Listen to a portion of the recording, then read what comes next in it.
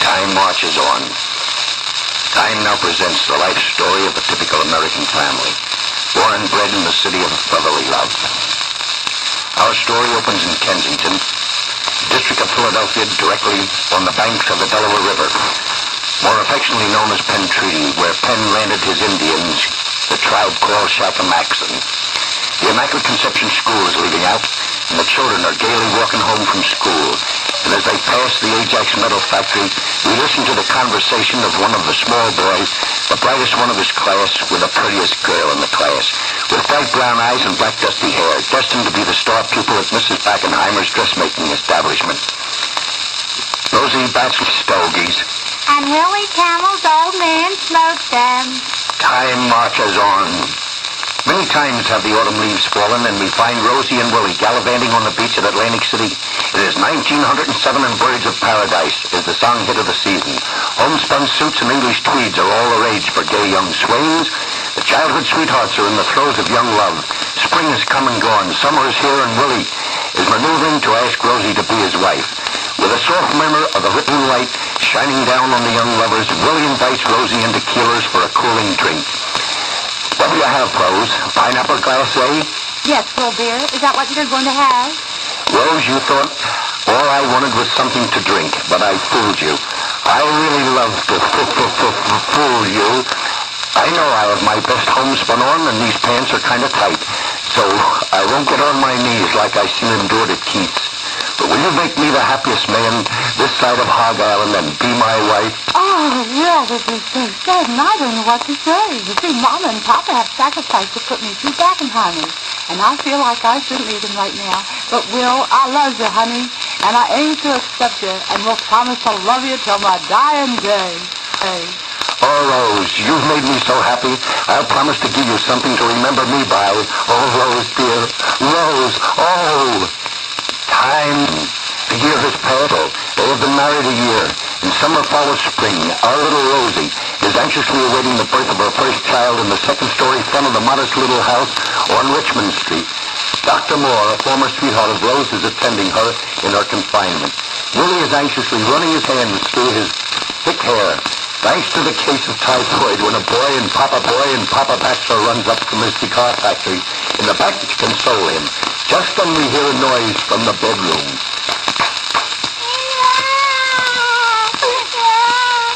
Oh, Jack, it's a girl. No, a boy. Well, Bill, I don't know how much he weighs, but it's a grand boy.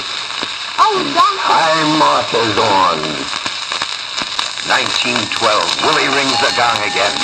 Dr. Rose calls Dorothy. Another open face.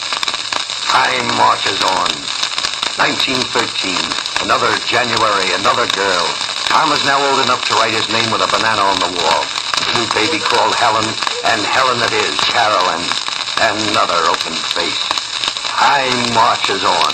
It is now the fall of 1940. Clouds are hovering over Europe, and the stork is again hovering over the Campbells at 24 South California Avenue. Sure enough, it's another boy, and they have to go stem winder. Time marches on. 1916.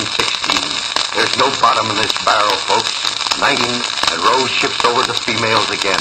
This time, a little honey, and they call her Marie Angela, another pretty open face. Time marches on. It is now 1918. They don't know it, but this is the last of the Mohicans. Uncle Sam is now in the war, and Willie and Rose get one more bundle from heaven. A war baby, and they call him Jesse's father. John Joseph, famous as the wandering private of the 105th. Time marches on. 1920.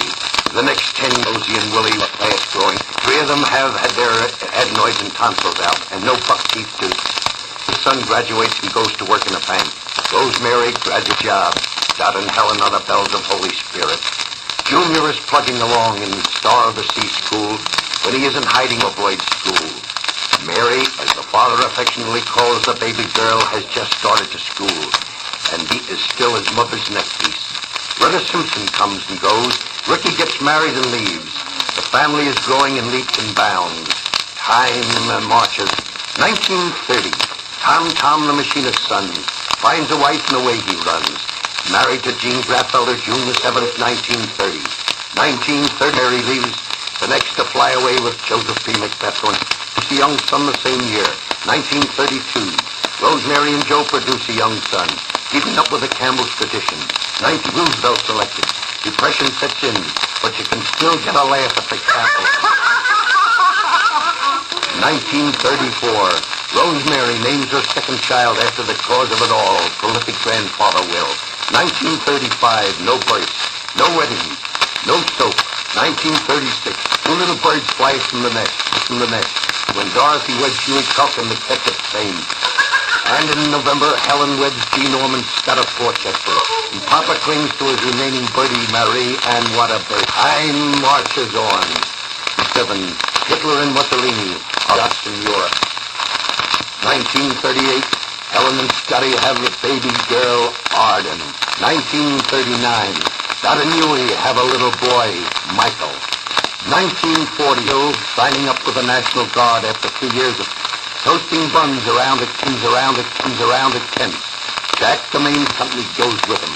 Weekly trips are made to the camp to see the boy, and their proud mother buys a flag. After all, it was something she always wanted, and the grandchildren, Joe and Bill, put it out on holidays. Time marches on. Remember this week, next week at the same time, Time marches on. We'll give you another episode of the Campbell Clan.